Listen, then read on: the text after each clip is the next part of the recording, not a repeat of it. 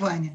Então, eu acho que faz parte, mas é com muita satisfação e quero agradecer ao doutor Rodrigo por ter aceito, né, o Gomes da Mata, por ter aceito vir falar de um tema tão interessante, que é o papel do inventariante da administração do patrimônio imobiliário.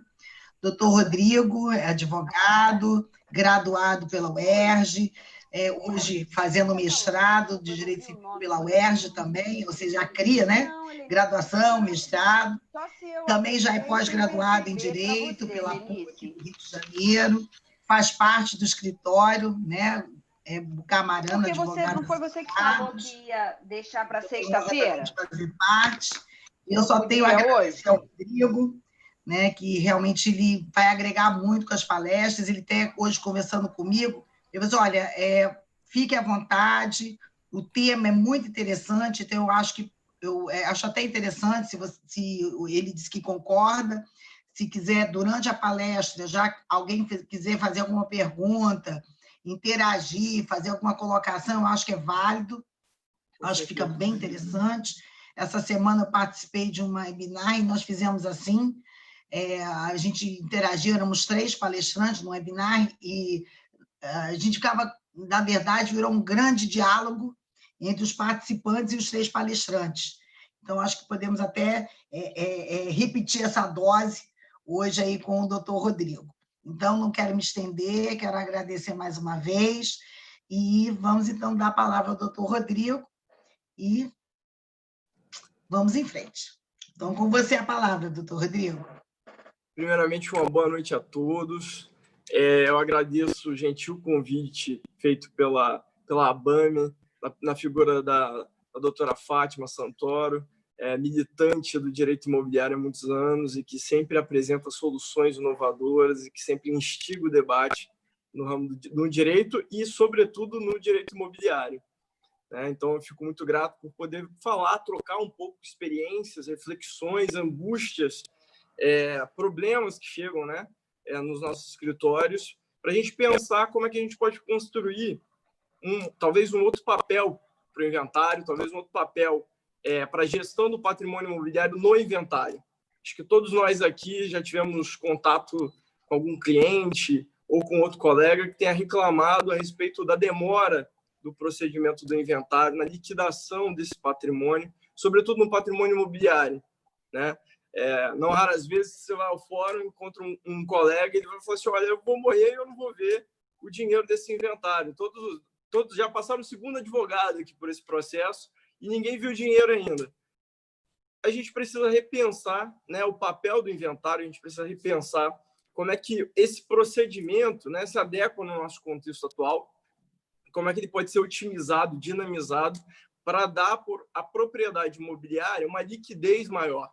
Sobretudo nesse momento de crise, eu acho que uma boa gestão do patrimônio imobiliário pode ser, sem dúvida nenhuma, e aí a doutora Fátima tem trazido contribuições sobre isso, sobre a importância do mercado imobiliário para um retorno de uma economia em termos melhores do que a gente está vivendo agora.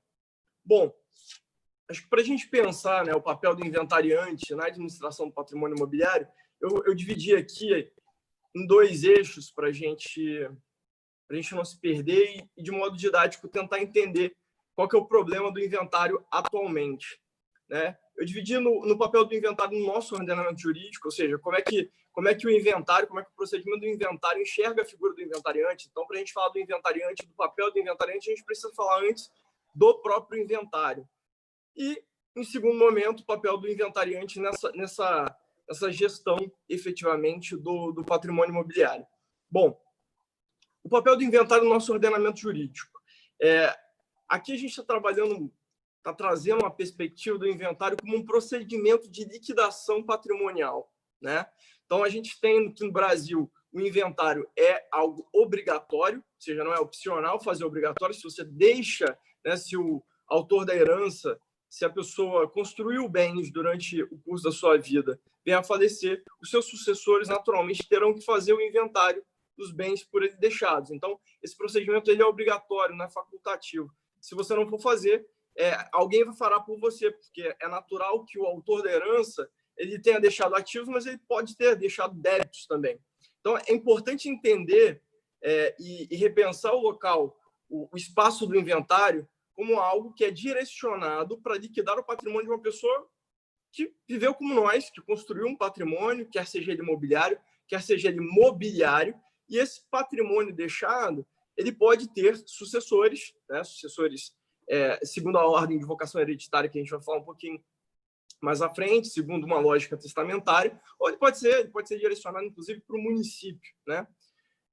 Então, o inventário é um procedimento que visa liquidar patrimônio, portanto, visa pagar, em primeiro lugar, eventuais credores, em segundo lugar, o próprio Estado, com o recolhimento do tributo, e, em terceiro, caso haja saldo remanescente, pagar os herdeiros, né? Então, é importante entender o inventário como um procedimento que tem como fim liquidar patrimônio. Ou seja, precisa liquidar patrimônio, precisa pagar pessoas, precisa a propriedade ali inventariada, ou seja, catalogada, organizada, ela precisa ser distribuída entre essas figuras e nessa ordem. Ou seja, eventuais credores, o Estado, para posteriormente, caso haja saldo remanescente, haver o pagamento dos sucessores do decurso. É interessante pensar essa ordem, essa lógica e essa obrigatoriedade e fazer uma analogia com a lógica da massa falida, lá do direito empresarial, e a gente vai ver que, no fundo, essa lógica é muito parecida, muito organicamente parecida com a questão da massa falida, e aqui eu cito o Daniel Bucar, sócio aqui do escritório, que semana que vem estará conosco aqui falando, que encabeça essa ideia, essa noção de que a gestão do patrimônio, do patrimônio que é objeto de inventário, ela precisa ser otimizada, tal como se é feito na lei de falências. Você precisa organizar ali quais são os credores, pagar o Estado e efetivamente liquidar com maior velocidade esse patrimônio amealhado em vida pelo autor da herança. Bom, então, para a gente pensar no caso do direito imobiliário, é importante a gente entender o que foi construído pelo autor da herança em vida. Porque, se observarmos bem, existe uma sobreposição de ramos do direito, por assim dizer, né? Divididos dessa forma de modo didático.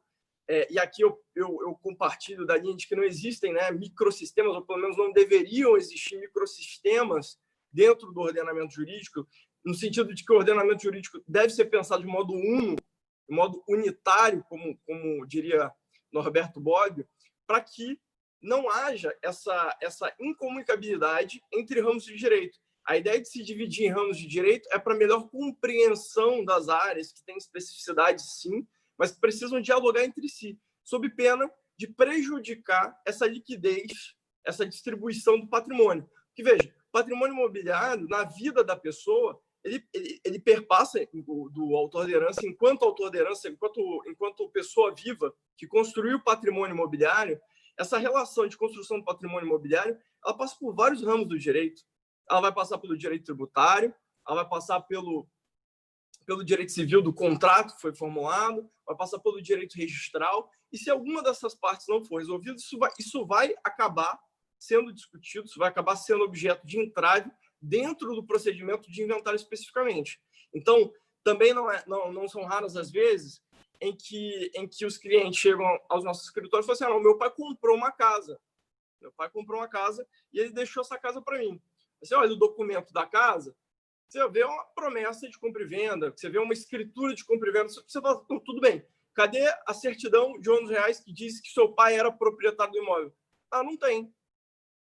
Então, essa relação proprietária, ela esbarra numa outra questão, que é a questão registral. Então, tem a questão do registro, você tem a questão da aquisição da propriedade por meio do registro, você tem a questão do recolhimento do imposto, se ele foi feito na época, se ele não foi feito, né? Todos esses aspectos, tributário, registral, sucessório, contratual, eles passam pelo patrimônio e, dependendo de como se constituiu, também vai passar pelo procedimento do inventário. E aí o juiz vai analisar essa questão, a PGE interessada no recolhimento do tributo em favor do Estado vai analisar essa questão, eventuais credores do espólio também analisarão essa questão. Então, o inventário é esse grande lugar, né, esse grande procedimento em que vai se buscar pagar eventuais credores, pagar o Estado e depois caso sobre, pagar os sucessores. Então, nessa lógica, é importante a gente entender que essa sobreposição, infelizmente, essa noção de microsistemas que muitas vezes não dialogam entre si, geram algumas discrepâncias, alguns entraves que decorrem justamente desse raciocínio de que o direito tributário é uma coisa, de que o direito sucessório é outra, de que o direito imobiliário é outra, quando, na verdade, todos esses ramos do direito eles dialogam com o patrimônio imobiliário, né? O patrimônio imobiliário ele é atravessado por todas essas relações jurídicas e para que a gente possa dar dinamicidade a esse patrimônio, liquidez e fluidez ao procedimento do inventário, a gente tem que encarar isso como algo unitário e que vai passar pelo inventário.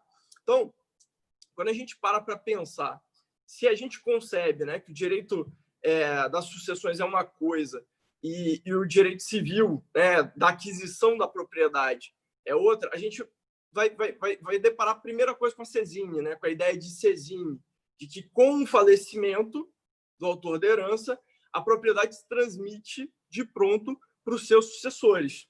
Mas como é que é essa transmissão? Aí a lógica lá dos direitos reais vai dizer, lá no 1225, vai dizer o seguinte, olha, transfere-se entre vivos a propriedade mediante registro do título translativo do registro de imóveis. Então, a lógica no 1784, transfere-se desde logo com a morte. No entanto, a aquisição da propriedade ela só se perfaz quando houver o registro desse título translativo no registro de imóveis. O problema é que essa noção de transmite-se desde logo a posse e os direitos aos seus sucessores e o efetivo registro da propriedade, muitas vezes no Brasil, pode ocorrer em 3 anos, no inventário judicial que conte com poucos herdeiros, mas pode também ocorrer daqui a 20, 30, 40, 50 anos. E aí você vai ter os sucessores com direito de adquirir o imóvel, mas que a propriedade plena só se consolidará muitos anos depois. E aí o que você faz com isso? O que o inventariante faz com essa relação jurídica que, de alguma forma, ela está um pouco inacabada? E aqui eu faço lembrar também o Daniel Bucar na questão da crítica da sesine, de que não existiria direito de sesine no Brasil por haver obrigatoriedade do procedimento de inventário e porque essa transmissibilidade do patrimônio ela não é efetiva, né? Você tem a transmissão de direitos tal qual o autor da herança tinha, mas a aquisição da propriedade efetivamente ela pode se dar muito tempo depois, o que acaba prejudicando a utilidade econômica que você pode atribuir a esses imóveis. Também não é raro a gente encontrar nas nossas salas de reuniões clientes que trazem documentação de imóveis que pertencem ao bisavô, ao tataravô, em que você fez uma cessão de direitos hereditários lá atrás que você não consegue registrar aquilo na RGI de modo algum, né? Como é que a gente dá utilidade para essa propriedade imobiliária? Como é que a gente pode dar mais proveito econômico a essa propriedade imobiliária se você tem um direito registral muito específico, cheio de nuances, né? Com órgãos que representam essas nuances a título de proteger a aquisição da propriedade, e você tem uma lógica de transmissibilidade que é automática. Como é que a gente torna isso orgânico e funcional para que a propriedade imobiliária ela tenha uma gestão mais rápida, para que você consiga otimizar o valor da propriedade imobiliária? Porque essa dificuldade de atribuir liquidez ao imóvel, sobretudo imóveis mais antigos, com valor agregado superior, ela passa também por esse momento que a gente vive, em que as relações sociais mudam, em que a velocidade com que as relações econômicas ocorrem faz com que a propriedade imobiliária seja vista como uma propriedade, um bem menos interessante do ponto de vista negocial do que outros valores imobiliários, as ações, Bitcoin, enfim, outras modalidades, outras moedas, né, que possuem valor, deixando a propriedade imobiliária um pouco de lado. Porque é tão difícil trabalhar com ela. Se eu precisar de dinheiro rápido e num contexto de crise, a necessidade de um dinheiro de valores, né, com uma liquidez maior, é mais evidente. Então, a propriedade imobiliária acaba sendo algo deixado de lado dentro desse contexto, porque operacionalizar o direito registral, operacionalizar o direito imobiliário, operacionalizar o direito das sucessões, acaba tendo muitas repercussões. Então, aí, para a gente falar um pouquinho do direito das sucessões, e a gente pode pensar, por exemplo, no direito das sucessões e o direito processual. Você pensa lá nas possibilidades sucessórias a partir do cônjuge, do companheiro sucedendo, e quanto isso pode ter uma discussão jurídica que vai sobrestar a partilha e, portanto, vai sobrestar e vai alongar a divisão patrimonial para que as pessoas possam usufruir disso, que é uma complexidade própria do direito sucessório, mas você também vai ter a dificuldade depois dos herdeiros conseguirem passar o PIS para recolher o dinheiro do tributo, porque ter direito a herdar é muito bom, mas pagar imposto é difícil, né? Ninguém gosta, todo mundo reclama, e depois de pagar o imposto vai ter que arranjar mais dinheiro para poder registrar o formal de partilha.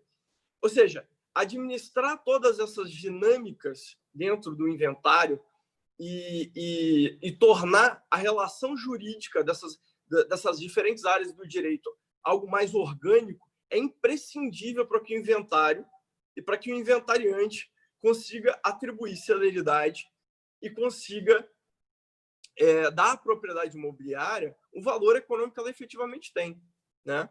Permitindo que todos os herdeiros utilizem dela, possam vender, possam alugar, possam estabelecer usufruto, entre outras relações. Gente, eu estou falando muito rápido, vocês fiquem à vontade para interromper, para fazer considerações. A ideia é a gente... Está perfeito. Está ótimo. Bom, uma outra questão que atravessa o direito das sucessões e que passou a ser novamente discutido foi quando o Código de Processo Civil entrou em vigor. E nós tínhamos, por exemplo, o direito civil falando que o prazo para abertura do inventário era de 30 dias, o prazo do Código de Processo Civil estabelecia como 2 meses, e em alguns estados da federação os prazos eram, do ponto de vista estadual, né, da legislação estadual, estabelecidos em outros termos. Ou seja, é mais um problema dessa falta de organicidade, né, do procedimento do inventário, porque não se enxerga esse procedimento como algo voltado para a liquidação do patrimônio, né? E aí é muito comum que entes da federação, é muito comum que órgãos ligados a esses entes pensem em uma realidade jurídica para esse patrimônio que, na verdade, tem que ser pensado como algo único, unitário, né? E, portanto, deveriam ter um tratamento unitário. Porque imagine ter imóveis no Rio de Janeiro, tem imóveis em Brasília e no Amazonas, e aí quando você vai realizar o inventário, porque o último domicílio do autor da herança foi no Rio de Janeiro, e você tem que passar na Secretaria de Fazenda, no périplo, né, na dificuldade de você passar na Secretaria de Fazenda do Rio de Janeiro, que tem uma dinâmica muito específica, sobretudo se houver testamento, apesar de, com a pandemia, ter se alterado um pouco. Você tem uma dinâmica diferente em Brasília, sem dúvida nenhuma, e você provavelmente vai ter uma outra diferente no Amazonas. Ou seja, como é que você dá liquidez imobiliária para essa propriedade que o autor da herança constituiu em vida e uma estabilidade jurídica para os sucessores trabalharem essas múltiplas propriedades, né? Quando, na verdade, é uma propriedade só, uma propriedade construída e que é objeto de inventário. Então, essa reflexão das diferentes realidades jurídicas que vão se criando nos estados, que vão se criando nos ramos do direito, muitas vezes elas são incompatíveis e trazem dificuldade na gestão desse patrimônio imobiliário. E é uma dificuldade que o próprio inventariante vai ter que ter, de alguma forma. Porque imagine num procedimento de inventário que demora 3, 4 anos, você tem que pensar no recolhimento do IPTU de cada imóvel, no condomínio de cada apartamento. Como é que fica essa administração? É importante a gente pensar nisso. E aí a gente conclui, nesse aspecto, né, que os órgãos e essa organização de instituições públicas que deviam estar voltadas e especializadas em otimizar o recolhimento desses impostos, desses emolumentos, para o crescimento social, né, para arrecadar impostos, para poder transferir isso para a sociedade de alguma forma, E para permitir que as pessoas pudessem usufruir com tranquilidade desse imóvel, desse patrimônio, na verdade, essas instituições não estão preparadas. Quantas pessoas já, por exemplo, tiveram a dificuldade de processar uma guia de imposto de TD, preenche o formulário corretamente, e aí, quando você vai pegar a guia de imposto para poder efetuar o pagamento, o nome está equivocado, o nome está errado. Se você percebe de antemão, você pede a retificação da Secretaria de Fazenda. Se passa despercebido, você vai apresentar no RG e o RG vai olhar para você e está errado, tem que mudar. E aí você tem todo um transtorno, porque nada demora 30, 40, 60 dias. A gente está falando de procedimentos que podem demorar meses e meses. Isso falando da Secretaria de Fazenda. A gente tem outros órgãos, né? No caso, por exemplo, da SPU, pelo menos aqui no Rio de Janeiro, que é um órgão extremamente moroso, que é um órgão extremamente difícil de lidar e que não está preparado para poder organizar e otimizar a vida das pessoas nesse aspecto, né? Bom, a gente tem que repensar essas instituições, o funcionamento dessas instituições, porque isso é algo extremamente anticapitalista, né? Então, você está atrapalhando, no fundo, a atividade arrecadatória do Estado e está atrapalhando indiretamente, melhor, diretamente, essa pessoa poder pegar o imóvel e vender, e colocar no mercado, e poder financiar. Porque quando o imóvel entra nesse imbróglio, o banco não quer conceder crédito. O comprador, com dinheiro, olha de modo reticente. Se ele não tiver assessorado por um advogado, ele vai falar, sai daí, que isso aí vai demorar. E não raras vezes demora muito, né? É importante ter isso em mente. E o quanto isso atrapalha, né, na dinâmica da circulação de riqueza no nosso país. A realidade do inventário extrajudicial, é bem verdade, alterou significativamente os prazos, né? A possibilidade de realizar o inventário extrajudicial permitiu que aqueles que estavam com CORD, sem a presença de menores, com dinheiro para pagar tributo, que é uma questão que a gente vai abordar um pouco mais à frente, pudesse realizar o inventário num prazo menor, um prazo de 3, 4, 5, 6 meses, em que você pode dar a propriedade para os sucessores e resolver o problema, cada um segue a sua vida, né? Então, é importante ressaltar a relevância do inventário extrajudicial na liquidação do patrimônio.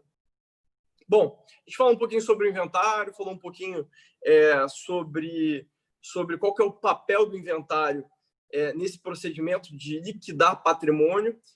Agora, a figura do inventariante, como é que o inventariante é visto no meio dessa tormenta, dessa quase via crucis que pode representar o inventário judicial? Bom, o Código Civil, lá no 1797, ele coloca, em resumo, o inventariante na condição de administrador.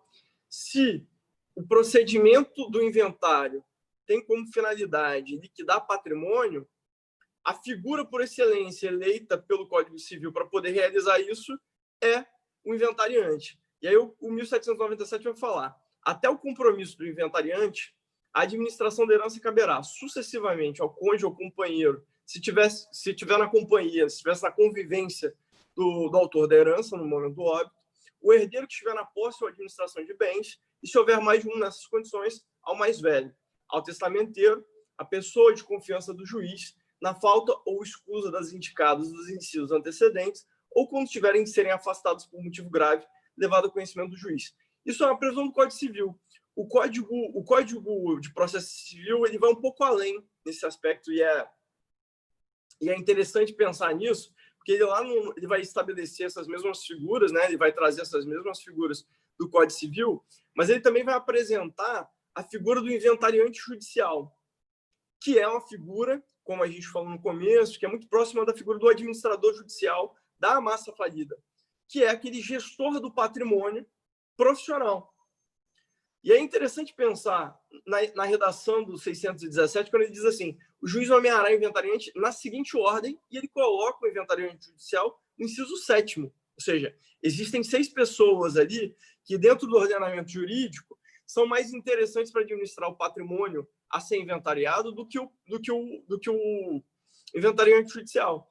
Se a gente fosse refletir, talvez fosse mais interessante que o inventariante judicial promovesse essa liquidação patrimonial, porque seria a pessoa mais capacitada para isso do que, eventualmente, o cônjuge, que muitas vezes desconhecia a constituição patrimonial do autor da herança. Não são raros os casos, a gente chega aos nossos escritórios, uma companheira, um filho ou uma filha que vai falar assim, olha, não sei nada do que meu pai tinha, não sei nada do que o meu marido tinha, quem sabe é o contador. E aí, quando a gente vai ao contador, o contador tem ali algumas informações, mas a gente sabe que muitas coisas não estão ali também. E a gestão desse patrimônio, que nunca foi feita pelo sucessor, passa a ser a sua principal incumbência, inclusive com algumas previsões de responsabilidade civil na gestão desse patrimônio, porque vai envolver, inclusive, interesses terceiros, inclusive interesses credores que não estão ali afetos nessa relação sucessória. Então, é interessante a gente pensar que talvez essa ordem do Código de Processo Civil fosse, primeiro, do inventariante judicial, por ter conhecimento e ter uma remuneração que vai permitir a otimização dos ativos do inventário, talvez promover uma administração patrimonial profissional de modo a otimizar os ativos, né? Quantos imóveis talvez não teriam sido levados a leilão por IPTU ou por condomínio se a administração dos ativos fosse feita de modo profissional por alguém nomeado pelo juízo para que esse patrimônio fosse liquidado? Talvez o monte no momento da partilha fosse maior. E ainda que se fosse pensar na capacidade técnica ou talvez na lisura desse profissional, é bem de ver que ele é nomeado pelo juiz e ele tem uma responsabilidade ali muito objetiva, muito clara, de prestar contas da atividade dele de administrar esse patrimônio. Então, talvez pensar nessa solução fosse algo até mais interessante em termos de serviço, né? De apresentar um serviço diferenciado ao cliente no que se refere à gestão patrimonial.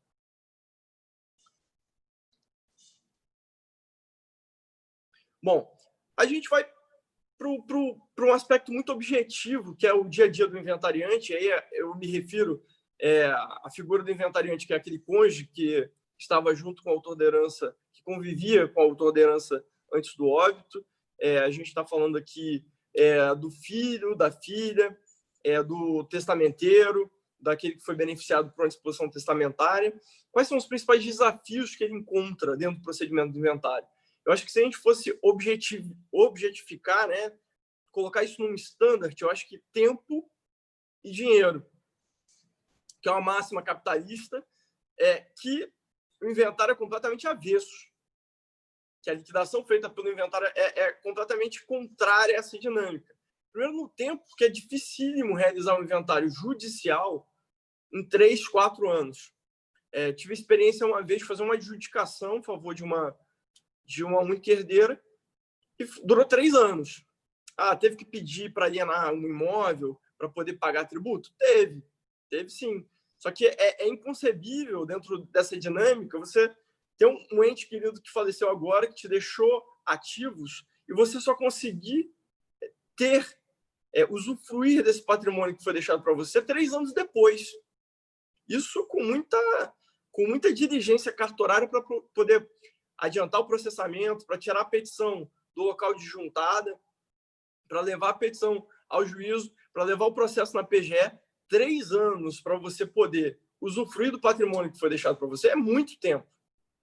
E aí, para a gente ter ideia do quanto isso custa e de quanto isso é caro, é caro ao Estado, porque demora a receber o ITD, é caro ao herdeiro, que é obrigado a, muitas vezes, ficar numa situação difícil econômica até poder receber o seu quinhão, é caro também para toda a sociedade, que deixa de usufruir da circulação de riquezas, de um modo geral.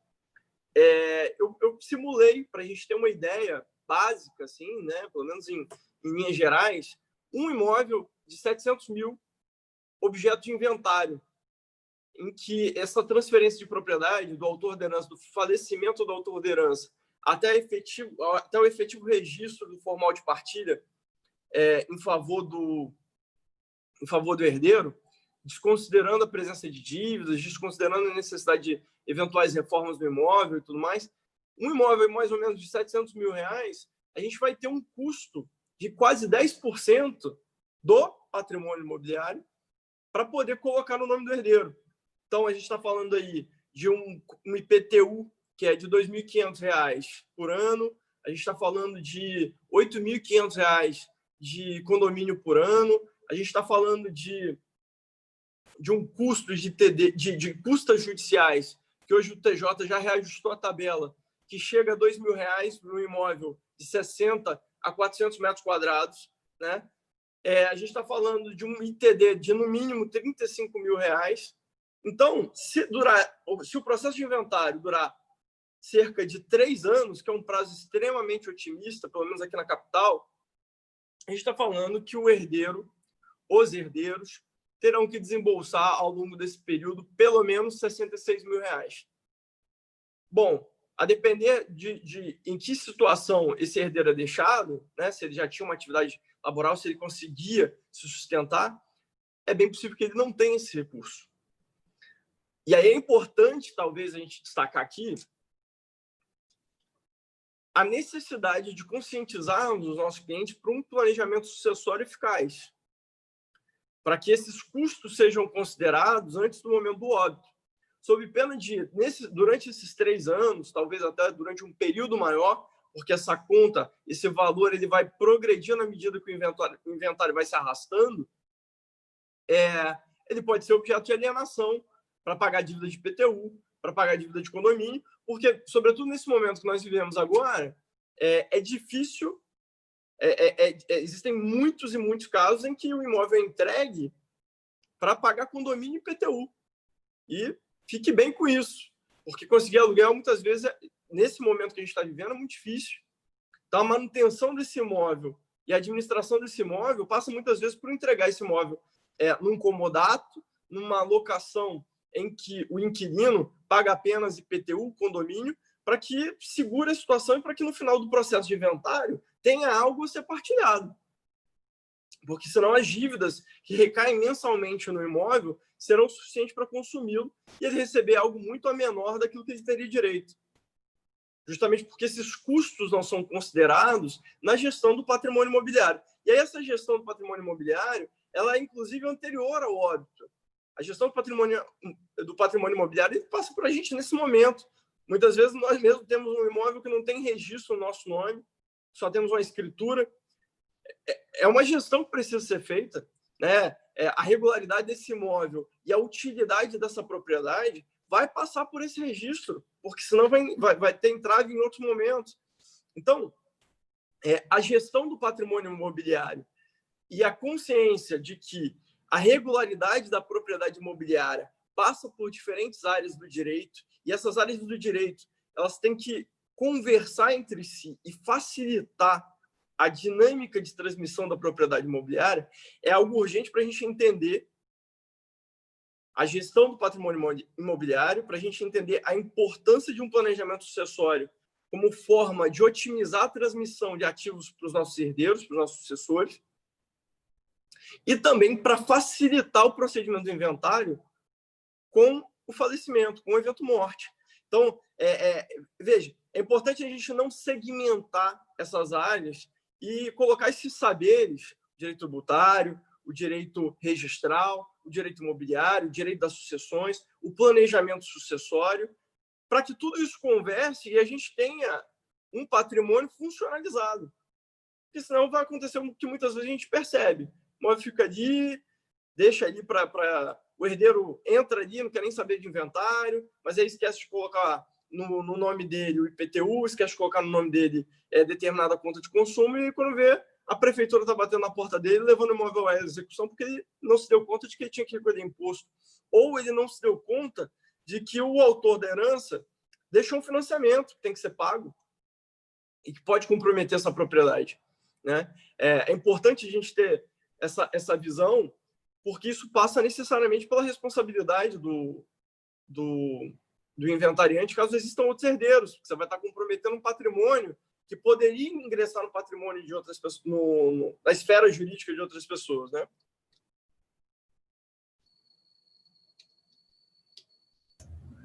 Rodrigo, eu achei bastante cirúrgico. Opa, tudo bem? Boa noite, Rodrigo. Aqui é o Boa Guilherme. noite. Oi, Guilherme. Tudo bem? Eu achei bastante cirúrgico essa parte com relação ao planejamento sucessório. Eu ia até comentar é que a maioria das pessoas não se prepara para isso, os custos no Brasil são muito elevados, e muitas vezes, você falou do início, né, que atualmente o inventário é primeiro pagar os passivos e depois, se sobrar algo, para os herdeiros, e é muito isso mesmo, porque o custo do registro da escritura no registro de imóveis é muito significativo. Eu fiquei até assustado, 10% do valor do patrimônio para conseguir fazer a sucessão. Isso é assustador. É isso muitas vezes que afasta a pessoa de fazer, né? E aí aquela coisa de deixar para depois, muitas vezes não é feito, porque como isso não foi considerado lá atrás, o dinheiro às vezes não vem para aquilo, e quando vem vai para outra finalidade, porque você pagar tributo, você pagar um registro, tudo isso é muito burocrático, todo mundo atribui um valor menor a essas burocracias, né, do que uma propriedade regulada, uma propriedade funcionalizada para você transferir a utilidade dela para os seus, né? Sim, é exatamente isso.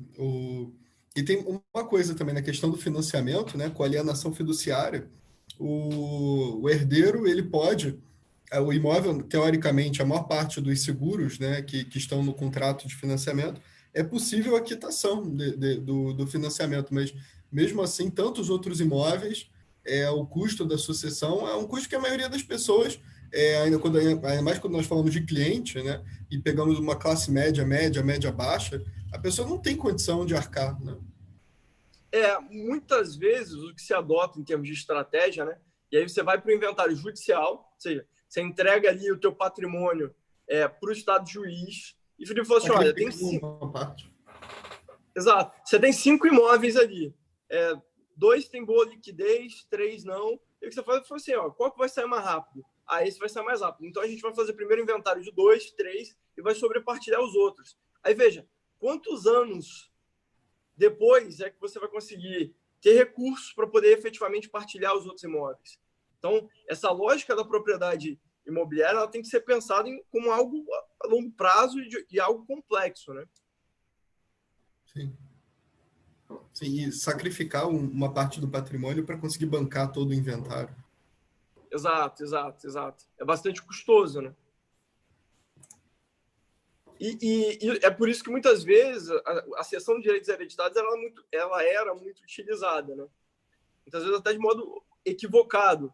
Cessão de direitos hereditários, você fazia a cessão, você passava para a pessoa interessada na aquisição de determinado imóvel, só que muitas vezes não se verificava que aquele autor da herança tinha deixado dívidas. E a cessão dos direitos hereditários, você transferia justamente tudo, né? Você não estava pegando só o imóvel, você estava recebendo tudo aquilo que você iria ganhar. Bom, o que você ia ganhar? Muitas vezes nada, porque você tinha que antes passar por esse processo de liquidação de patrimônio.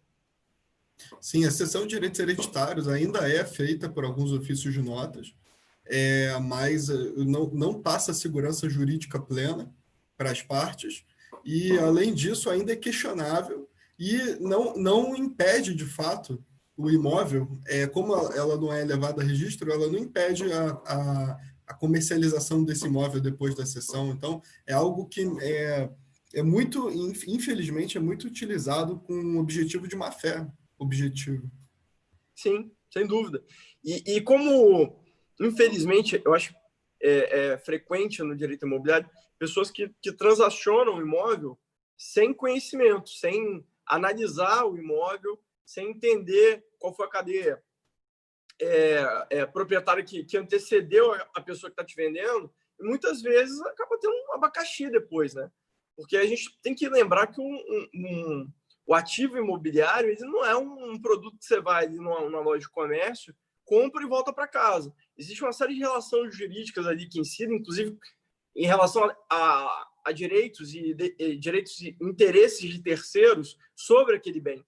Aquele bem pode ser garantia de algum credor, né? E aí está transferindo para você eventualmente vai ter dor de cabeça posteriormente. Isso é muito importante.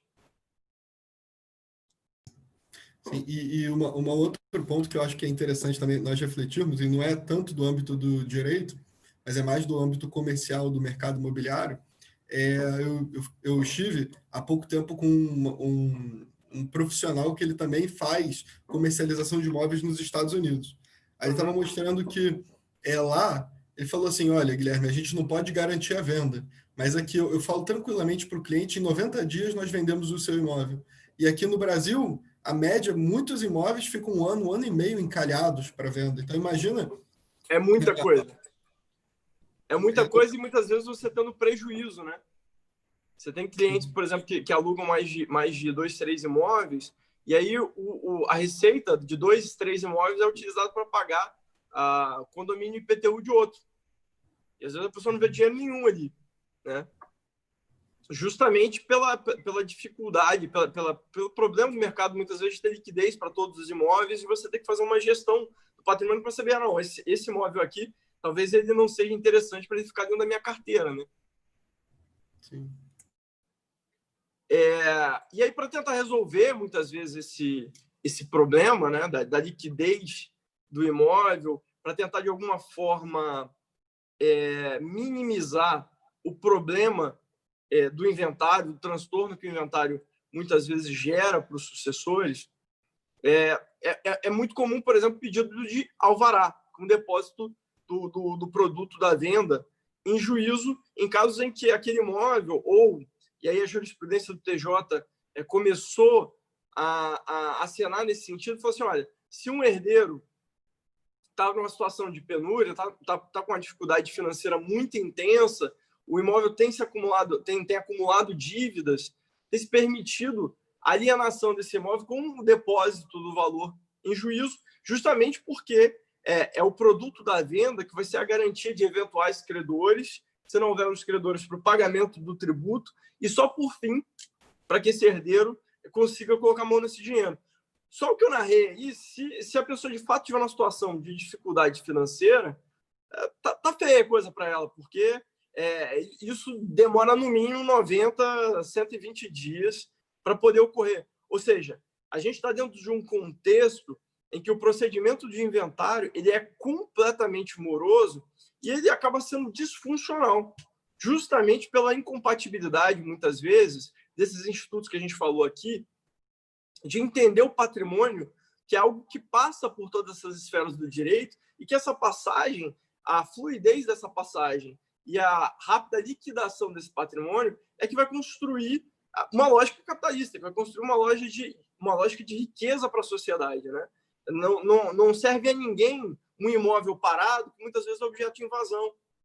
Não serve a ninguém um imóvel que está em inventário, que ninguém tem interesse em alugar, que tem uma dificuldade muito grande de se pagar, né? Então, a ideia é de que esse procedimento seja cada vez mais simplificado e cada vez mais orgânico, sobretudo entre as áreas do direito, e tenha uma gestão cada vez mais profissional. E aí, talvez, essa figura do inventariante não seja a figura do inventariante para que tenha toda essa liquidez, para que tenha toda essa velocidade no processo de liquidação, não seja a figura do inventariante que o próprio Código de Processo estabelece como prioritário. Talvez seja, de fato, essa figura profissional que tenha conhecimento, muitas vezes, de administração, de mercado, para poder otimizar esses ativos. Deixa eu ver se tem mais algum ponto interessante aqui para a gente falar. Caso alguém tenha alguma dúvida, algum questionamento, alguma observação, por favor, fiquem à vontade. A ideia aqui é a gente trocar. Ô, Rodrigo, deixa eu Oi. fazer uma colocação que, em relação à questão do patrimônio. Você colocou com muita propriedade, mas eu trago uma questão que é a seguinte: muitas vezes esse acervo ele é composto de imóveis que você tem muita dificuldade até da manutenção desses bens imóveis, né? Imóveis antigos, imóveis que estão preservados, você tem que manter essa conservação. E para piorar essa situação, muitas vezes esses imóveis vêm para os herdeiros com os gravames, comunicabilidade, alienabilidade, impenhorabilidade. Queria que você discorresse um pouco nisso, porque hoje a gente observa que não são condições muito reais de gravames, né? Isso é feito isso você traz de uma cultura mais antiga, né? Como é que você enxerga isso e alguma saída, algum caso que você tenha tido? Na verdade, eu nunca tive, enfim, uma solução concreta sobre isso, né? Como é que você enxerga essa situação? Gostaria que você... eu tenho um caso interessantíssimo para conversar. Inclusive, já discuti esse caso algumas vezes com o Guilherme, de uma cliente que ela tinha dado um patrimônio imobiliário de mais ou menos 8 a 9 imóveis, num contexto social, como você bem descreveu, completamente diferente do que a gente tem hoje. A mãe dela era dona de casa, ela ficava só trabalhando no lar, deixou todo esse patrimônio imobiliário, e no testamento ela falou: olha, você pode escolher 3 imóveis para você ficar sem gravame, e os outros terão necessariamente incomunicabilidade, empenhorabilidade e...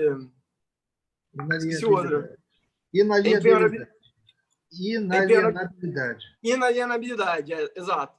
E aí essa cliente, anos depois do inventário da mãe, anos depois, acho que mais ou menos uns 8 anos, uns 5 anos depois, mais ou menos, do inventário da mãe, ela procura a gente no escritório e fala assim: olha, esses imóveis, para mim, eles são um estorvo do ponto de vista prático. Eu tenho a minha vida profissional, sou médica, tenho que administrar um hospital, tenho que cuidar da minha família. A receita desses imóveis, para mim, no meu orçamento, não tem muito impacto, mas um inquilino me ligar no meio de uma cirurgia para resolver o problema de vazamento de um imóvel é, de fato, um transtorno.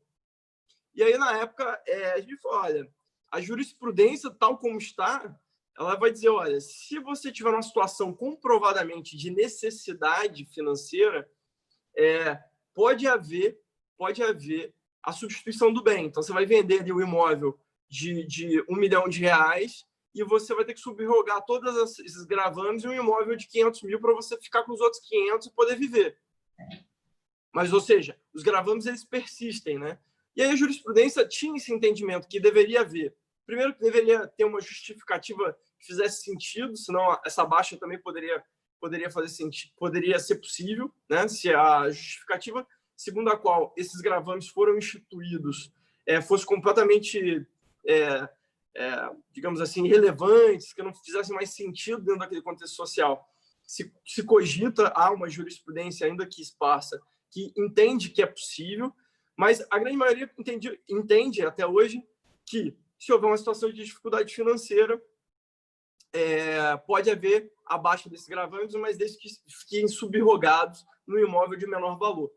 Nesse caso, especificamente, da cliente que nos procurou, foi muito interessante porque a gente percebeu, pelo contexto social, pela redação do testamento, que existe um viés extremamente machista e autoritário, baseado num contexto da época, da mãe dela ter uma preocupação super protetora que não se justificava mais, e a gente fez uma argumentação no sentido de que aquilo que poderia parecer um privilégio era, na prática, na aplicação do caso concreto, um estorvo objetivo e diário para a cliente. E fomos despachar com a juíza, que remeteu ao Ministério Público, com quem também fomos despachar. Felizmente, a juíza e a promotora eram mulheres atentas a esses valores sociais e entenderam que a manutenção desses gravames era completamente desarrazoada naquele caso concreto. E os gravames foram baixados, todos eles. Então, acho que esse caso chamou bastante atenção, e eu acho que essa discussão de entender qual é o valor que limita a propriedade que tem que ser repensada. Porque muitas vezes um testamento instituído 70, 80 anos atrás, primeiro que a preocupação não subsiste mais. Não faz mais sentido você ter aquele tipo de preocupação. Segundo, que aqueles valores estabelecidos no testamento atrás, talvez eles não façam mais sentido nesse momento, naquela relação jurídica. Então, eles, de fato, têm que ser temperados com os valores vigentes, né? Ok, bom. Ô, Rodrigo, nosso caso é muito bom. Oi, Fátima. Oi, o nosso associado, doutor Pedroso, ele faz a seguinte pergunta: doutor Rodrigo, estamos falando em custos elevados sobre o patrimônio em caso de sucessão. Pergunto: há vantagem sobre o aspecto custo a constituição de empresa familiar e transferir os imóveis amelhados em vida? Olha, essa é uma questão extremamente interessante que passa pelo direito das sucessões, que passa pelo direito de família, que passa pelo direito empresarial, passa pelo direito imobiliário. Aí, mais uma vez, eu me reporto aquilo que eu falei no começo, no sentido de que todos esses aspectos têm que ser analisados especificamente. A gente não pode pensar numa empresa familiar como uma solução genérica para resolver todos os problemas do direito às sucessões ou do direito imobiliário, de qualquer outro ramo do direito. Mas fato é que, em casos em que você tem uma quantidade significativa de imóveis, você pode ter uma gestão mais profissional desse patrimônio imobiliário dentro de uma estrutura de uma holding, né, dentro de uma sociedade limitada, em que a gestão desse patrimônio imobiliário pode ser feita pela figura de um administrador da sociedade, que aí pode ser uma figura que seja hábil a fazer isso da melhor maneira possível. E pode, sim, significar um custo menor, e um custo menor não só do ponto de vista objetivo do dinheiro, mas um custo que o próprio tempo impõe nessa transferência de patrimônio. Pode ser uma liquidação mais célere. Se você tem, por exemplo, uma sociedade constituída, que tem como capital social vários imóveis, a liquidação dessas cotas sociais ela pode ser algo muito mais objetivo, muito mais prático do que você ter que fazer uma divisão patrimonial do imóvel em si, né? Então, dependendo do caso, né, quando a gente observa a composição familiar, e aí a gente tem que pensar nisso, né, no aspecto subjetivo da relação familiar, no aspecto objetivo do patrimônio, se existe alguma vulnerabilidade, alguma necessidade específica de proteção de um sucessor, né? Porque muitas vezes você tem um sucessor numa posição de vulnerabilidade, muitas vezes você tem um sucessor que é considerado o principal administrador dos negócios da família, e aí você tem uma relação jurídica que beneficia ele de maneira objetiva na administração, na tutela desse patrimônio, é algo que é imprescindível. A gente não pode pensar em constituir uma sociedade e achar que simplesmente o problema está resolvido. Não, existem vários aspectos a serem considerados, inclusive a composição patrimonial, para fins de TBI, para fins de TD, né? Porque no momento em que você está incorporando esses imóveis dentro da sociedade, você tem toda uma análise tributária que tem que ser feita, que tem que ser considerada também.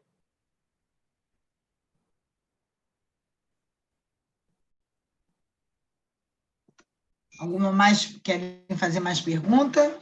Eu gostaria de fazer uma pergunta. Por favor, Pois não, doutor Emílio.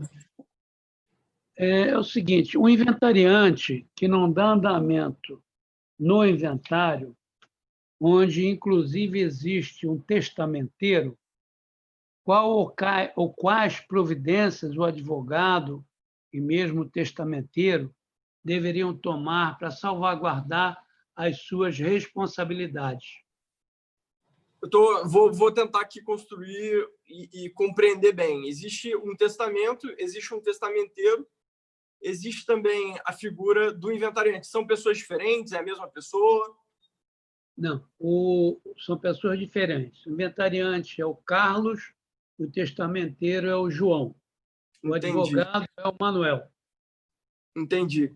Bom, aqui no Rio de Janeiro você tem um entendimento, qual concordo muito, de que você suspende o testamento, você suspende o inventário, né? Antigamente se abria o inventário e testamento concomitantes, né? E aí os juízes aqui das varas de órfãos e sucessores passaram a sobrestar o andamento do inventário até o cumprimento do testamento. Então, dentro desse cenário, né, que a prática também informa, é importante primeiro cumprir o testamento ou eventualmente pedir a destituição do testamenteiro, o que é algo mais difícil, porque normalmente a figura do testamenteiro ali, ela foi estabelecida pelo próprio autor da herança, mas em caso de uma desídia, né, do testamenteiro, é algo a se requerer em juízo, e também, eventualmente, do inventariante, que aí o inventariante ele faz pouco, né, dentro dessa lógica, ele faz pouco se o testamento também não foi cumprido, né, porque há, de fato, uma prejudicialidade na partilha dos bens, né, na partilha dos bens, não efetivamente na administração dos bens, mas na partilha dos bens há de fato, que você primeiro cumprir o testamento para que depois o inventário possa ser partilhado. Mas Eu queria apenas uma parte. Foi feito esse testamento, foi cumprido, tudo direitinho, iniciou-se esse inventário, é apenas um imóvel. e simplesmente o inventariante largou para lá. Caso de solicitar, é um caso de solicitar a destituição do inventariante. O código prevê um prazo de 12 meses, né? O código prevê um prazo de 12 meses do inventário, que é um prazo que é impraticável, mas também há que se ter em mente que a ideia é justamente que seja rápido, para que a riqueza possa circular, para que os credores possam ser pagos, para que o Estado possa receber e, eventualmente, se dividir o que sobrou desse patrimônio. Ok, obrigado. Nada. Tem mais alguma consideração, alguma dúvida, alguma inquietação? Eu gostaria, Rodrigo, que você falasse um pouquinho sobre inventariante, né, via administrativo, porque hoje nós temos uma nova postura, né? Eu sempre falo isso, inclusive, nas minhas aulas, que a forma, antigamente, o cliente chegava no seu escritório, você só tinha como uma via o inventário judicial. Hoje, há uma necessidade, é importante que o advogado faça uma entrevista com a família, às vezes é um cliente novo, você não conhece a história da família, e se preencher os requisitos, já oferecer direto através de uma escritura de inventário, através do cartório de notas. Então, eu vejo que ainda existe, assim, apesar de ter sido introduzido desde 2007, ainda do Código de CPC anterior, até hoje você ainda tem muito enraizado o inventário judicial, ainda, né? Então, eu penso que há necessidade de se divulgar mais essa questão da possibilidade, porque se não tiver interdito, não tiver menor, não tiver dívida tributária, não tiver imóvel no exterior, eu posso, e for consensual, eu tenho a melhor via, é a via administrativa, você fazer um inventário através do cartório de notas. Então, eu queria que você falasse um pouquinho sobre isso.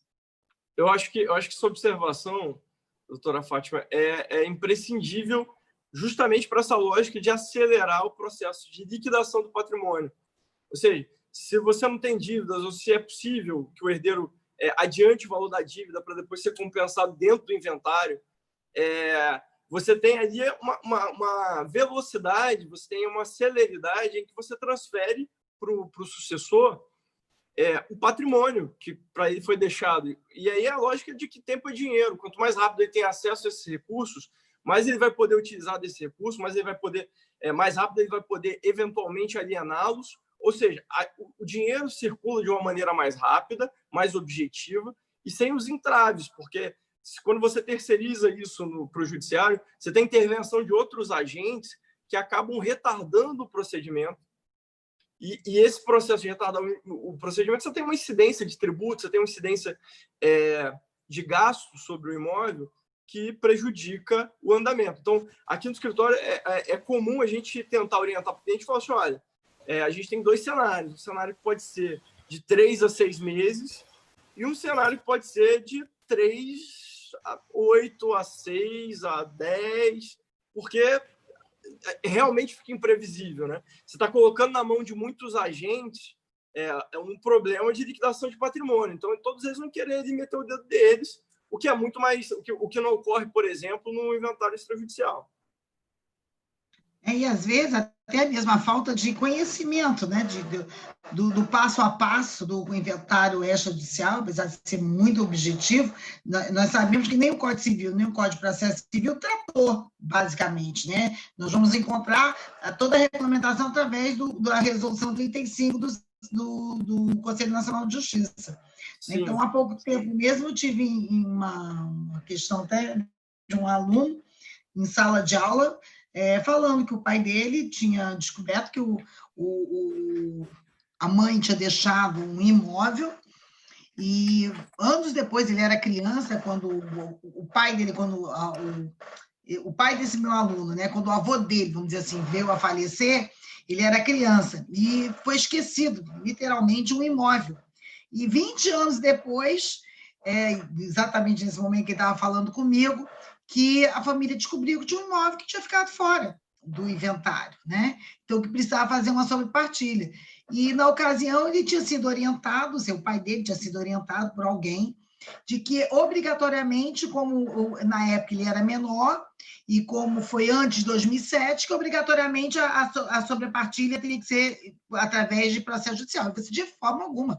A resolução 35 é taxativa, se não falha a memória, acho que é o artigo 25, que diz que é totalmente possível a sobrepartilha de imóvel, mesmo tendo feito, na época, tendo algum herdeiro menor, e anterior a 2007. Então, uma coisa tão simples, tão taxativa, que está lá na Resolução 35. Então, mostrando que o colega, realmente, ele desarquivou o processo, imagina, desarquivou o processo, para fazer essa sobrepartilha totalmente de forma desnecessária, sendo muito mais oneroso, né, esse procedimento judicial, não só em termos de custos, como também em relação a honorários. Né? Então, ele levou um susto quando ele falou isso comigo em sala, não. Você pede para o seu pai, de uma forma, né, muito gentil, esclarecer que não havia necessidade de ter aberto. Estava demorando, a dúvida dele estava demorando, o desarquivamento era processo físico de mais de 20 anos. Não, sobrepartilha, escritura de inventário e partilha no ofício de notas. Né? Então, poucos conhecem a Resolução 35, né? que veio a tratar sobre, como também a consolidação normativa, né? O passo a passo está lá na consolidação normativa, né? Na parte extrajudicial, e na Resolução 35, que às vezes ficam procurando lá no Código de Processo como fazer, que não vai ter a resposta, que vai estar lá na Resolução 35 e no Conselho Nacional de Justiça. Sem dúvida. E é interessante pensar nisso, né, na Resolução 35, como o Estado reconhece a sua incapacidade de processar todo esse patrimônio numa velocidade aceitável, né? Que é justamente de promover a velocidade da liquidação desse patrimônio.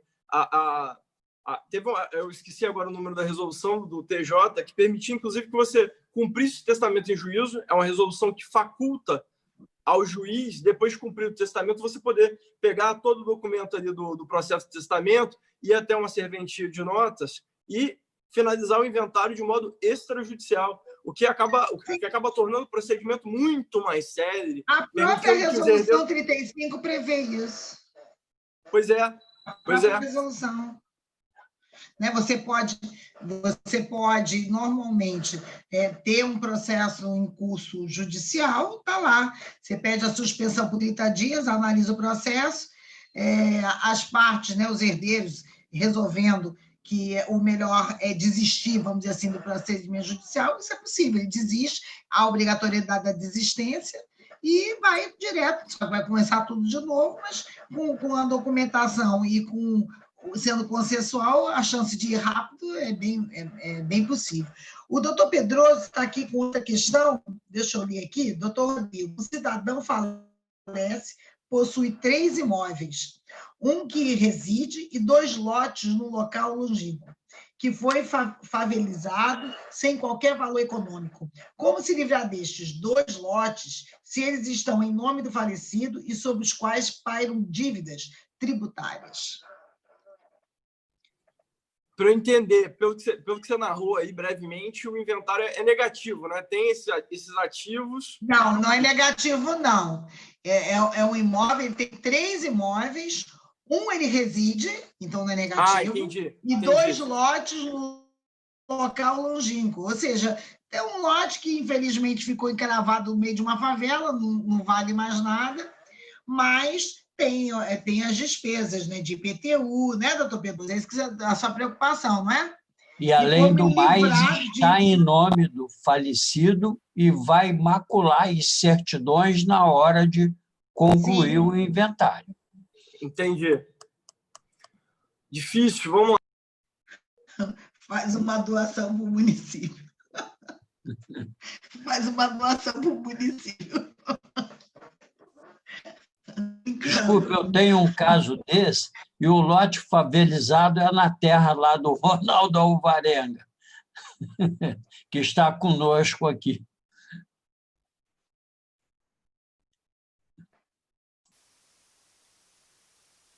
Seu som está fechado, Rodrigo. Está fechado. Eu ia falar justamente dessa questão da doação do município, da tentativa de abandono, para ver se o município consegue haver para si. O Daniel Bucar está contribuindo aqui conosco de uma renúncia. Está me ouvindo? Sim. Bom, a renúncia pode ser a melhor solução, de fato, entendeu?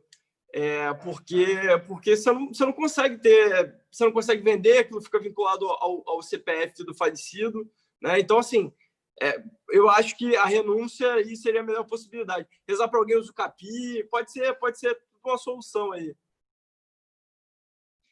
O doutor Sidney faz a seguinte pergunta: doutor Rodrigo, poderia discorrer sobre ocupação por herdeiro de imóvel inventariado e sobre a prestação de contas do inventariante? Isso é um tema interessantíssimo, difícil. Teve uma decisão recente do STJ em que eles ressaltaram a importância e o dever da pessoa que utiliza uma propriedade imobiliária pendente de inventário, né? Exclusivamente, do dever de pagar aluguel para os outros sucessores, né? Se eu exerço a propriedade... desculpa, não ouvi, Fátima. Isso mesmo. Estou concordando com você. Se eu exerço a propriedade com exclusividade, eu teria o dever de pagar aos outros sucessores o valor correspondente, que seria correspondente à utilização dessa propriedade, o valor que seria fixado como aluguel e deveria ser pago para os outros sucessores. Que deve ser apurado na prestação de contas, né? Que é o lugar por excelência em que esse tipo de coisa tem que ser discutido. Como é que é dada a utilidade à propriedade que está sendo objeto de inventário. Sula, querida, tudo bem? Estou vendo aqui. Gostaria de colocar uma situação e saber a opinião. Cadê a Sula? Oi, querida, tudo bom? Boa noite a todos, tudo bem? Eu gosto dos seus casos, Sula. A Sula sempre tem umas situações bem interessantes. Então, veio uma cabeluda aí. Eu tenho uma amiga, minha cliente também, que por muito tempo tentou resolver o problema do inventário dela, e eu fiz buscas, pesquisas, esse inventário estava desaparecido, tentaram fazer uma restauração de autos, mas também desapareceu. Bom, ela veio a falecer e logo em seguida faleceu o pai. E o pai, eu tinha conseguido antes fazer um testamento para uma sobrinha dele, porque senão iria tudo para o Estado. Então, essa sobrinha agora está atrás da documentação. E verificando num dos imóveis, porque ele deixou um imóvel em São Pedro, ela deixou um em Campo Grande, aqui no Rio, né? E um comum aos dois aqui no Meier. Quando ele vai para o apartamento para ver o que tem lá, o que encontra, o que ele encontra lá? O processo de inventário. E a minha pergunta é: eu tenho interesse em desistir desse inventário para fazer o extrajudicial dos três, porque esse inventário era da mãe dela, né? Então, a mãe faleceu e abriram esse inventário. Eles eram assistidos pela Defensoria Pública, ela e o pai, mas eles brigavam muito, eles não tinham um bom relacionamento, e isso se estendeu. Ela já morreu há mais de 10 anos e tal. Aí sumiu o processo, aquelas coisas. E foi encontrado no meio das coisas lá na casa o processo íntegro. Alguém retirou e sumiu, não sei se ela mesmo, tudo doido. E agora a minha dúvida é a seguinte: eu pedi para o proprietário, o herdeiro, né, deixar aqui para mim o processo, que eu vou tentar devolver na vara. A minha pergunta é se há alguma penalidade para mim, porque eu não fui advogada naquele processo. Se eu devo fazer uma petição esclarecendo que o processo foi encontrado nos bens deixados e pedir para que ele fosse extinto, para que eu promova aí, então, 3 inventários extrajudicial, que é o da mãe, do pai e o dela, para essa sobrinha que ficou herdeira, cujo testamento, cujo O testamento está sendo cumprido para depois poder fazer o extrajudicial. O que vocês acham? Eu estou com um pouco de medo de devolver esse processo e ter alguma sanção, mas foi encontrado lá no meio das coisas. Mas até para uma questão de sistema do TJ, quando provavelmente a pessoa que fez carga assinou um termo, e aí vai ficar em carta. Quando devolver, provavelmente eles vão emitir ali a devolução e vai aparecer no nome da pessoa que pegou o processo, não no seu. Quando você peticionar, você pode informar. Isso tudo bem. A minha dúvida é: eu informo ao juiz que foi encontrado no meio das coisas da falecida e que está sendo devolvido, ou eu não falo nada, apenas entrego lá e viro as costas? Posso dar uma opinião? Diga, Fátima. Não, eu acho assim, eu concordo com o que o doutor Rodrigo colocou, né? Está lá o livro, Tom, que vai estar lá a assinatura, tudo é controlado, mas essa pessoa que entregou e deixou aí, ele podia fazer como fosse assim, uma declaração, entregando para a sua cliente, através da sua procuradora, para te eximir. Né? Como que esse processo chegou na sua mão? Esse processo foi encontrado no meio dos papéis da falecida. Mas quem encontrou? A QA recebeu os bens como herança. A pessoa que achou, né, é conhecida ou foi a própria sua cliente? Foi a sua cliente? Não, foi uma terceira pessoa. A minha cliente faleceu, essa senhora que eu consegui... Aqui atualmente você está com uma advogada. Eu conheço, claro. Então, essa que você ela faz uma declaração dizendo que encontrou no meio das coisas da... E entregou a você como advogada para devolver formalmente, e aí, em ato contínuo, à luz, inclusive, da própria Resolução 35, pedir a extinção desse feito, porque vai ser necessário ter extinção desse feito, para que você possa ir para a via extrajudicial, cumprindo a Resolução 35. Se não me falha a memória, acho que é artigo 3º. A minha dúvida era só se eu esclarecia que foi encontrado ou não esclarecia. Então, vocês são da opinião que esclareça. Eu tenho até a opinião de outros colegas, e do doutor Rodrigo, mas eu penso que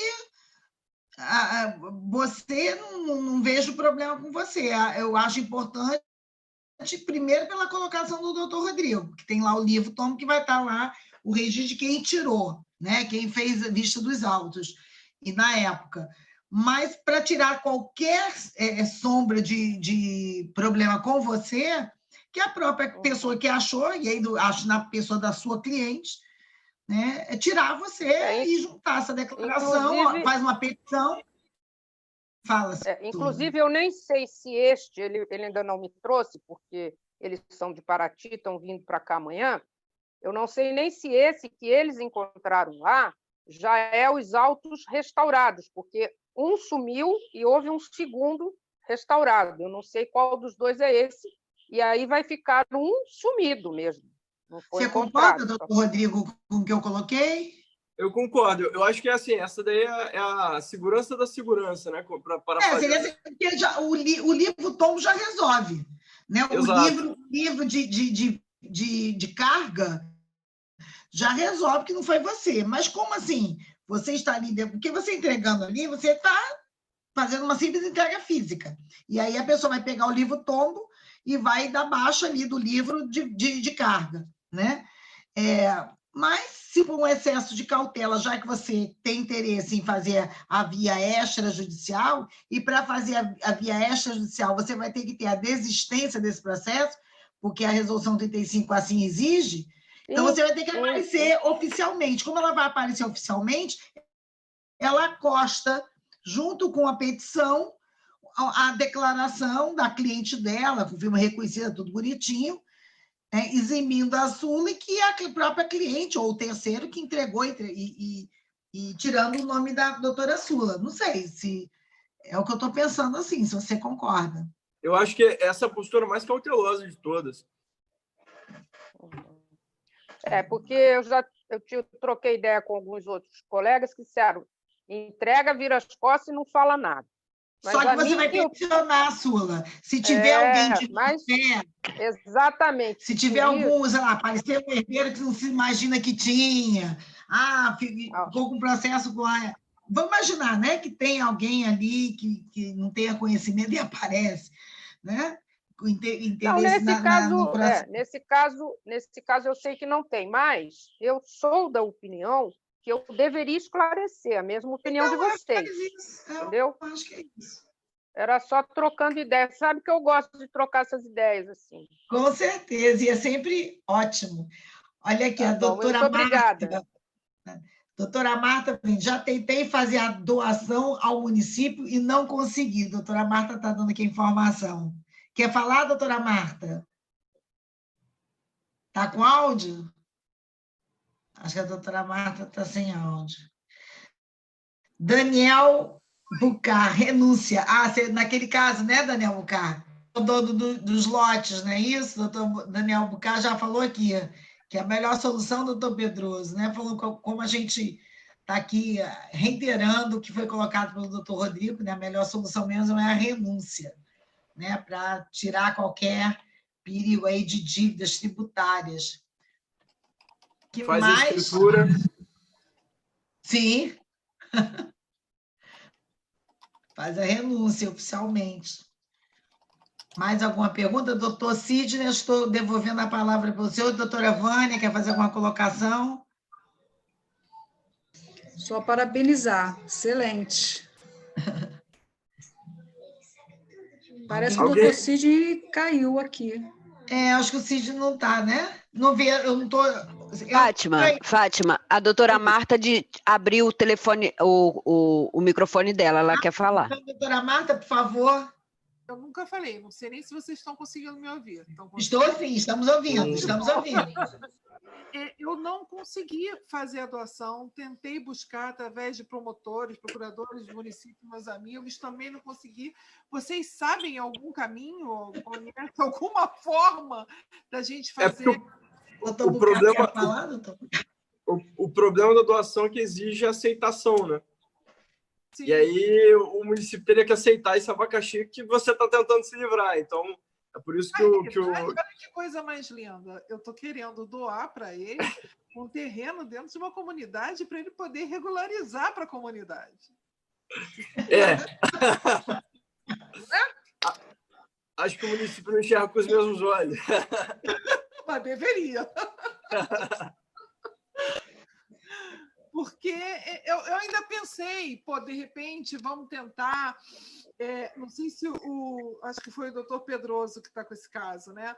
Eu ainda pensei em tentar lotear e vender os lotes para a comunidade, para o pessoal, mas não conseguia sair de lugar nenhum. Aí fui visitar, quase que eu fui expulsa, né? Quase que o pessoal me atendeu assim de peixeira na mão. E eu estou nessa mesma situação, porque... Doutora Marta Pedroso, procura a associação de moradores dessa comunidade, possibilita que eles façam essa doação entre os comunitários que lá residem. Eu pensei nisso, doutor Pedroso. Seria a melhor maneira arranjar um parceiro lá dentro que possa angariar uns votinhos para ser reeleito, né? E poder fazer chegar aqueles que efetivamente estão usando o imóvel. Eu já tive questão resolvida dessa forma, né? Era uma área maior, o proprietário e os herdeiros não tinham interesse, a gente procurou o responsável, né? Lá na comunidade para direcionar aqueles que efetivamente precisavam. Entendi. Pode ser uma opção. Não pensei nisso. Na verdade, eu só fugi na hora. Obrigada pela dica, doutor Pedroso. Bem, de qualquer forma, se vocês tiverem algum contato dentro do município que saiba com quem que eu posso tratar isso, estou aberta. Tá? Estou aceitando. Obrigada, gente. Mais alguma pergunta? Doutor Rodrigo, quer fazer alguma colocação? Não, acho que foi isso. Então, vou passar a palavra para o doutor Cisne, e mais uma vez agradecer, doutor Rodrigo, né? Foi ótimo. Eu que agradeço a oportunidade. A ABAME estará sempre aqui de portas abertas para o senhor. Foi uma grande satisfação. Uma satisfação toda minha. E retorno aqui para o nosso doutor Rodrigo, mais uma vez. Mais uma vez agradeço a sua participação. Acontece isso, eu caí também, minha internet caiu, eu perdi esse finalzinho, mas deu tempo de retornar e agradecer a sua brilhante explanação, o atendimento aos questionamentos, porque, como a gente falou no início, é um tema muito palpitante, né? E mexe com muitos ramos do direito, especialmente direito imobiliário, e eu quero agradecer, além da sua presença, dizer também o seguinte: nós estamos aí nesse momento de pandemia, produzindo os nossos encontros através da plataforma Zoom. Mas tão logo nós retornemos às nossas atividades presenciais, numa data incerta e não sabida ainda, gostaríamos muito de tê-lo conosco de forma presencial. Okay? Será um prazer. Será um prazer. Obrigado, Cisne, pelas palavras. Um prazer aqui dividir, trocar com vocês sobre o tema. Maravilha. Eu quero agradecer também, além da nossa diretora jurídica, a doutora Fátima, do Guilherme também, que muito abrilhantou essa noite, inclusive trazendo colocações muito pertinentes. Agradecer muito os participantes, a presença especial do nosso presidente do Conselho Deliberativo, doutor Pedroso, a nossa vice-presidente, doutora Nancy, o vice-presidente do Conselho Deliberativo, Vitor Paiva, enfim, a nossa secretária-geral, a doutora Vânia, o nosso tesoureiro, o doutor Emílio, os conselheiros aqui presentes, que eu homenageio na pessoa do doutor Ronaldo Varenga, e os demais participantes. Lembrando que todas as terças-feiras, às 18 horas, a ABAME promove, através dos nossos encontros, nesse momento, pelo que foi dito, de forma virtual, essas palestras muito interessantes, especialmente para nós que militamos no ramo do direito imobiliário. Então, desejo saúde e paz a todos. Deixa eu até te interromper, eu esqueci de comentar, o nosso próximo palestrante da semana que vem, doutor Daniel Bucar, está aqui assistindo a nossa palestra, está até aqui com a sua imagem, então quero agradecer a presença dele, que veio prestigiar hoje a ABAME, e semana que vem vocês terão o prazer dele falando de planejamento sucessório. O doutor Daniel Bucar realmente é fantástico no que eu vejo na frente dele, mas tem um currículo maravilhoso, advogado atuante, também procurador também, então vocês vão gostar muito da palestra dele. Muito obrigada, doutor Daniel, pela presença. Muito obrigado, doutor Daniel. Então, eu desejo a todos uma boa noite, saúde, paz e até a próxima. Boa noite. Tchau, gente. Tchau, Sula. Quanto tempo? Tudo bem? Tchau, Sidney. Tchau a todos. Boa noite. Boa noite, Pedroso. Boa noite. Tchau, Vânia. Tchau, todo mundo. Boa noite. Tchau. Tchau. Boa noite. Fiquem em casa, hein? Com certeza, fiquem em casa. Boa noite, foi muito bom ver vocês. Tchau. Tchau.